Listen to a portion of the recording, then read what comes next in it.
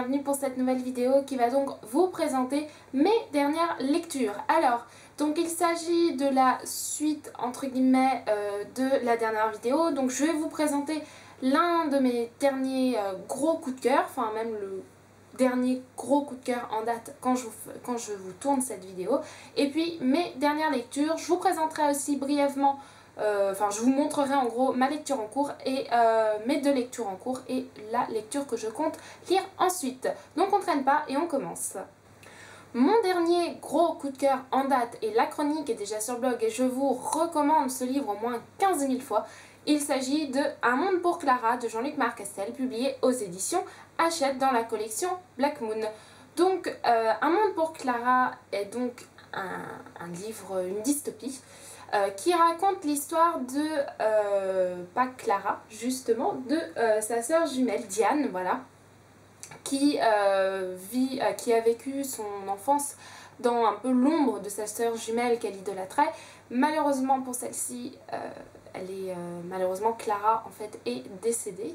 Et donc Diane se retrouve un petit peu toute seule et en fait elle est décédée dans une explosion nucléaire. Voilà, il y a en France un réacteur qui a eu un problème.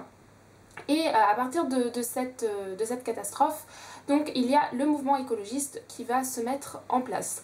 Suite à une manifestation, en fait, Diane se fait toucher par une balle anti-émeute et en fait elle tombe dans le coma pendant presque 10 ans. Et quand elle se réveille, elle se rend compte que son monde a complètement changé. Le mouvement écologiste pour lequel elle avait manifesté a gagné les dernières élections. Et voilà, c'est un monde tout beau, tout pas rose mais tout vert cette fois-ci. Sauf que derrière ce monde idéal qu'elle a rêvé, c'est peut-être pas aussi beau que ça et que voilà, il se cache une vérité peut-être un petit peu plus sombre.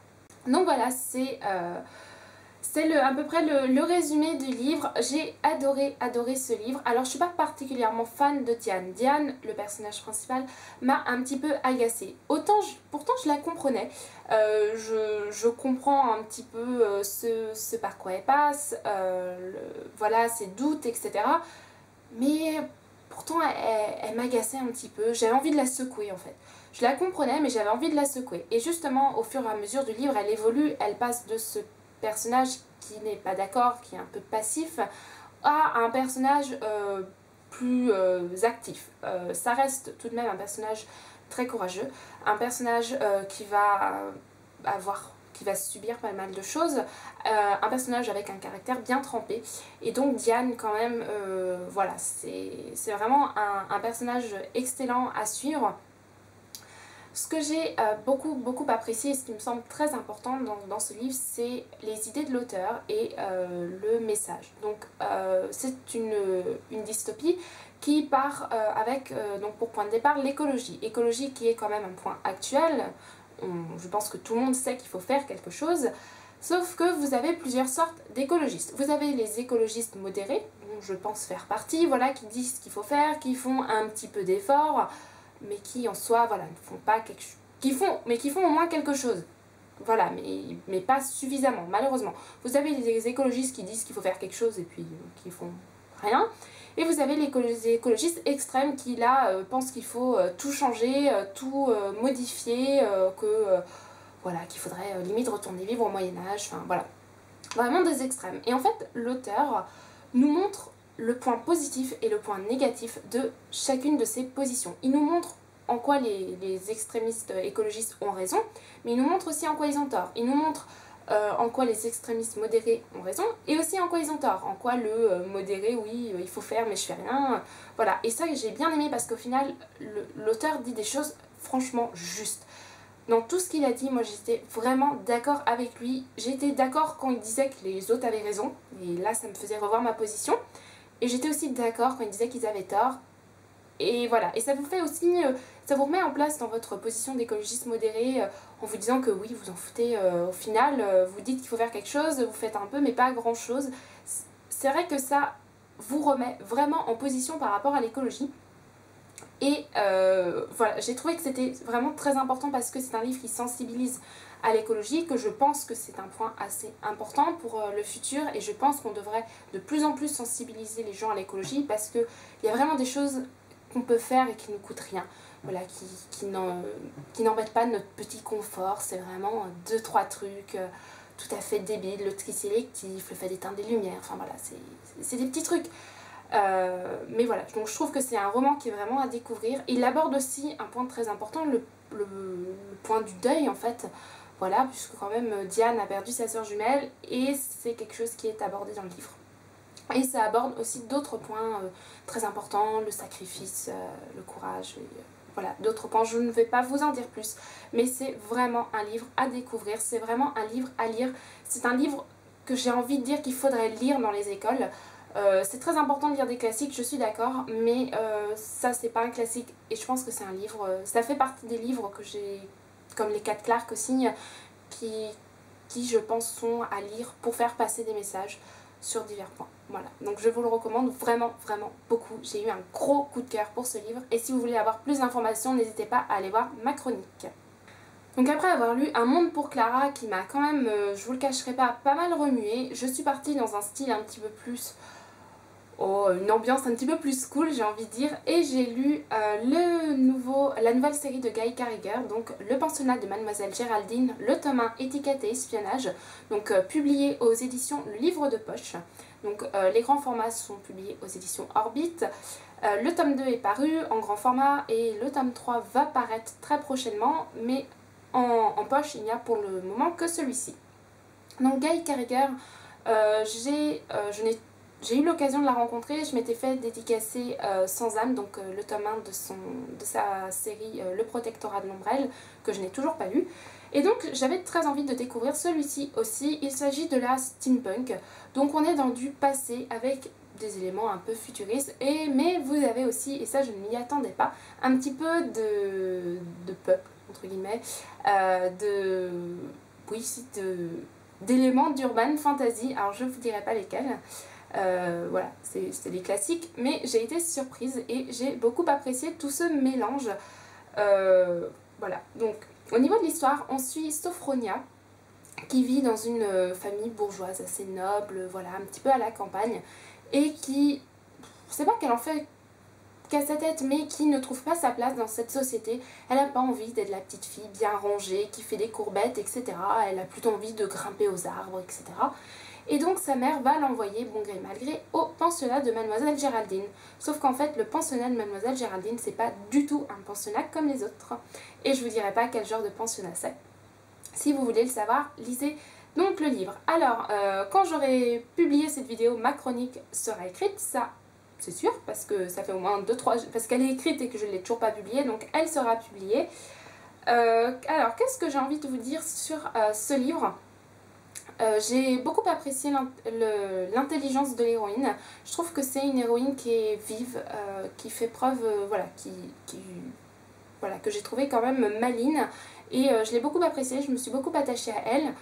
Un gros point positif, le plus gros point positif du livre est l'ambiance. J'ai adoré l'ambiance, c'est comment dire, c'est ce mélange de passé avec du futuriste et puis les personnages, puis cette ambiance aussi de pensionnat, voilà, un petit peu comme à la Harry Potter entre guillemets parce que vous êtes dans un pensionnat. Bah, j'aime beaucoup ce genre d'ambiance, donc voilà, c'est vraiment le plus gros point positif du livre. Et le point négatif, c'est qu'en fait on ne voit pas beaucoup les cours auxquels assiste Sophronia. Voilà, on en assiste à quelques-uns, mais ça reste assez survolé. Alors, il y en a qui diront, oui, on en a déjà vu assez, sinon il y aurait des longueurs. Oui, mais moi j'aurais bien voulu en avoir plus. Voilà, mais bon, en même temps c'est un tome 1, il y aura le tome 2 et le tome 3 après. Je lui ai pas trouvé de longueur à ce livre, j'ai lu quelques chroniques qui disaient qu'il avait un petit peu de longueur. Moi je me suis pas du tout ennuyée. Voilà, j'étais vraiment bien dedans, je l'ai lu assez rapidement. Et j'ai vraiment beaucoup apprécié cette lecture. Donc si vous avez envie de le découvrir, bah, surtout n'hésitez pas, moi je vous le recommande. Cette vidéo va vous faire part aussi de ma première expérience avec les zombies. Oui, je n'ai jamais lu de livre sur les zombies.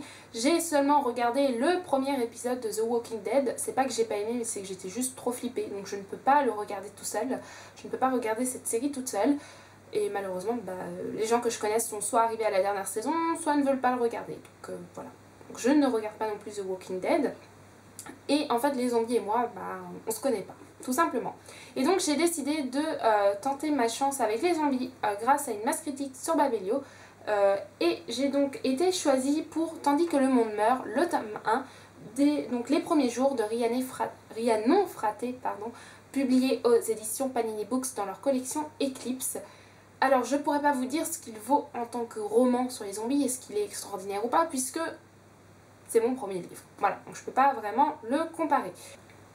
Donc au niveau de l'histoire, on suit Kate et Jenny, deux jeunes femmes complètement opposées, une qui est indépendante, voilà, qui est la femme de pouvoir qui réussit, elle est avocate, et la seconde qui est une femme battue, très renfermée, qui a pas du tout confiance en elle, voilà, qui a été humiliée, rabaissée.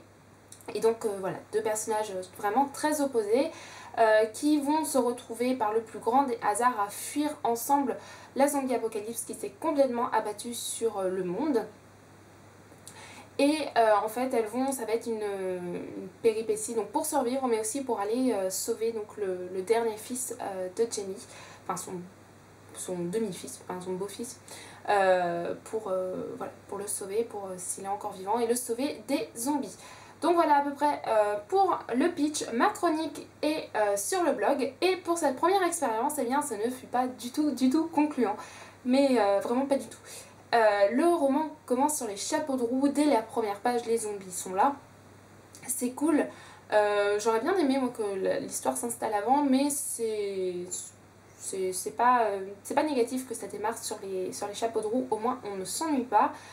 Au final on apprend à connaître l'histoire de ces deux femmes au fur et à mesure dans les premiers chapitres.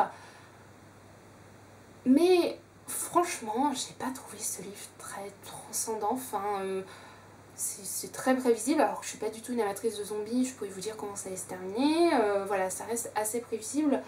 Et je sais pas, il y a quelque chose qui me gênait, c'est l'ambiance un peu dérangeante. La manière dont c'est écrit, c'est assez coupé, un peu décousu. Alors je trouve que c'est une manière d'écrire qui correspond bien au style, mais ça me correspond pas à moi en fait. Voilà, donc je sais pas si c'est le meilleur livre de zombies qui soit, je sais pas ce que ça vaut en matière de livre de zombies, je peux pas du tout vous le dire, mais personnellement j'ai pas été plus emballée que ça. Donc cette première expérience avec les zombies, bah voilà, à retenter avec, pourquoi pas, si vous avez un livre sur les zombies à me conseiller, voilà, n'hésitez pas, je voudrais bien retenter ma chance. Je pense pas que je sois une fan inconditionnelle des zombies, mais voilà, au moins essayez un deuxième livre, donc n'hésitez pas à m'en conseiller. J'ai ensuite lu, cette fois-ci, dans un autre genre, cette fois-ci de la fantasy jeunesse, j'ai lu Terre Dragon, donc le tome 2, Le Chant du Fleuve d'Eric Lhomme, publié aux éditions Gallimard. Donc voilà, c'est pas un livre très épais, c'est écrit très gros, ça se lit très vite, il faut pas, ce roman fait 200 pages, il faut pas 2 heures pour le lire. Voilà, mais Terre Dragon, c'est une série que j'apprécie beaucoup. Alors, au niveau du résumé, sans vous spoiler, je vais plutôt vous parler du résumé du tome 1. Donc en fait, on suit deux personnages, Aegir Podours, qui est... alors ça fait un moment que j'ai lu, alors... qui est emprisonné, parce qu'il posséderait des qualités particulières, et Chélis, qui doit fuir son village parce que celui-ci s'est retourné contre elle et sa grand-mère suite à une épidémie, sachant que Chélis est une apprentie sorcière. Donc voilà, c'est un peu la fuite de ces deux personnages et comment vont-ils être amenés à se rencontrer s'ils se rencontrent. Voilà, donc globalement c'est ça. J'ai bien aimé ce tome 2 qui nous propose donc un approfondissement de l'univers, mais ça reste encore peut-être trop rapide, puisqu'en fait le style d'Eric Lhomme, voilà, Eric Lhomme reste dans ce livre en tout cas très superficiel, et en fait au fur et à mesure il approfondit. Le seul problème c'est que des fois c'est un petit peu trop rapide. Comme je vous disais pour le tome 1, il y a une grande amitié de deux garçons qui se considèrent comme frères au bout de 3 pages.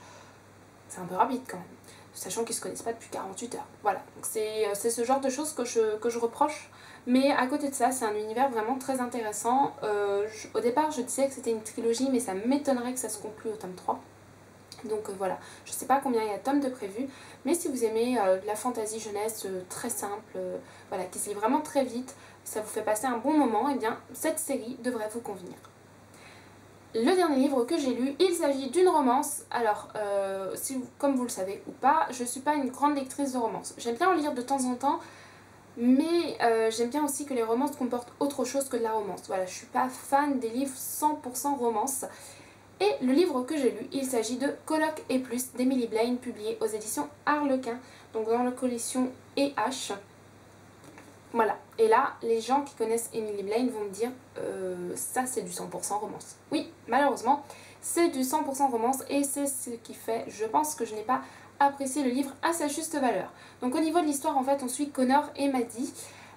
Connor est un serial lover, voilà, il enchaîne les filles, puis il les jette. Voilà, il n'a pas envie de se poser, il a juste envie de passer une nuit avec elle et au revoir. Et il a un pacte avec son meilleur ami, puisque Connor a une petite sœur et Austin, son meilleur ami, a une petite sœur. Et donc il y a un pacte, c'est ne jamais toucher à la sœur de l'autre. Sauf que lors d'une rencontre au bar avec une fille complètement exceptionnelle, Maddie, voilà, il va se passer ce qui arrive. Et quelques mois plus tard, en fait, Connor va retomber sur Maddie et découvrir que c'est la sœur de son meilleur ami et qu'en plus ça va être sa future colocatrice. Donc là, il se retrouve bien embêté parce que la petite Maddie, il est bien attiré par elle quand même. Voilà, donc c'est globalement une romance qui propose un jeu du chat et de la souris avec je te cherche, je te trouve, je te jette. Voilà, et puis évidemment une incompréhension de la part de Maddie sur le jeu de Connor parce qu'elle, elle n'est pas au courant du pacte. Donc forcément, voilà. Pourquoi je n'ai pas plus apprécié que ça cette romance? Alors, qu'on se méprenne pas, j'ai passé un bon moment avec cette romance, c'est juste que j'ai pas trouvé ça très transcendant, c'est très prévisible, dès les premières pages vous savez comment ça va se finir, mais pas que, voilà, pour à peu près tous les personnages qui sont autour, vous devinez un petit peu pas mal de trucs, et oui, malheureusement c'est vraiment ça. Le truc c'est que ça reste 100% romance, le jeu du chat et de la souris, il y a un moment c'est un petit peu lassant. Alors la relation Connor-Maddie est intéressante, mais moi, un petit peu, vu qu'on est vraiment 100% sur ça, il y a quelques autres trucs à côté, mais pas grand-chose. Disons que le roman, il fait quand même 450 pages, et c'est long, 450 pages sur ça. Alors c'est bien écrit, la répartie de Maddie est vraiment, voilà, je l'ai beaucoup appréciée, même si elle est un petit peu parfois énervante. J'ai beaucoup apprécié les personnages, mais je m'en suis rapidement lassée, en fait. Voilà, j'ai trouvé que le roman était un petit peu long. À côté de ça, bon, Emily Blaine est une auteure renommée de la romance. Je pense pas qu'elle est... Voilà. Je pense que les amateurs de romance la connaissent et savent qu'elle est douée pour ce qu'elle fait. Elle écrit vraiment très bien. C'est vraiment très... ça vous donne le sourire. Voilà. Mais bon, moi, je vous avouerai que j'ai pas passé un mauvais moment. J'ai passé un bon moment, mais c'est pas transcendant. Alors, pour terminer cette vidéo, je veux vous présenter très brièvement mes deux lectures en cours et la lecture que je vais prochainement lire. Donc ma lecture en cours, une de mes deux lectures en cours, il s'agit de La peau des rêves, donc le tome 4, donc L'aube descente de Charlotte Bousquet, publié aux éditions L'Archipel dans la collection Galapagos. Alors j'ai lu le tome 3 il y a au moins... voilà, j'ai vraiment fait traîner ce tome 4, hein. Pourtant j'avais adoré le tome 3, j'avais eu un coup de cœur. Donc du coup j'ai un petit peu de mal à retourner dans l'histoire, mais ça va, ça revient. Donc normalement il y a un tome 5 de prévu pour cette série, malheureusement on n'en a pas pour le moment, on n'a pas de nouvelles, puisque la collection L'Archipel Galapagos ne compte pas publier ce tome 5, ou alors c'était seulement en numérique.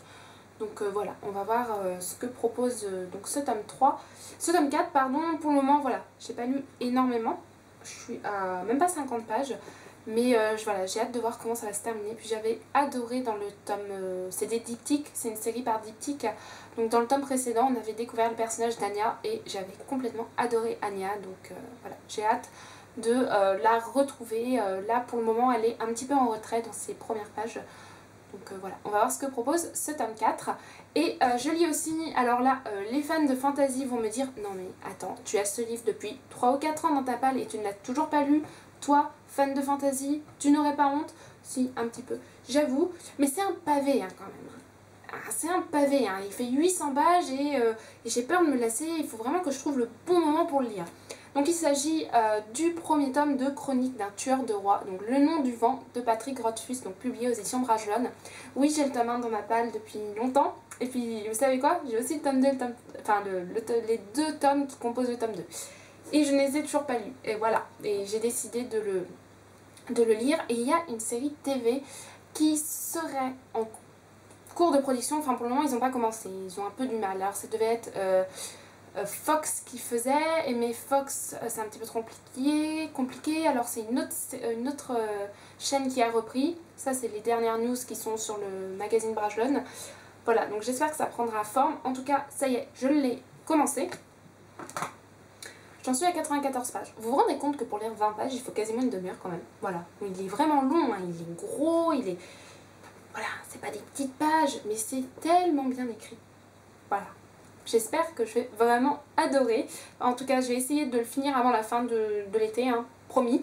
Et le prochain livre que je vais lire, il s'agit de Invisibilité, donc de Andrea Kremer et David Lévitan, publié aux éditions Michel Lafon, donc que j'ai reçu pour mon premier partenariat avec les éditions Michel Lafon. Donc merci à la Service Presse, donc Camille, et j'espère que je vais adorer ce livre. En tout cas, j'aime beaucoup l'objet livre en lui-même.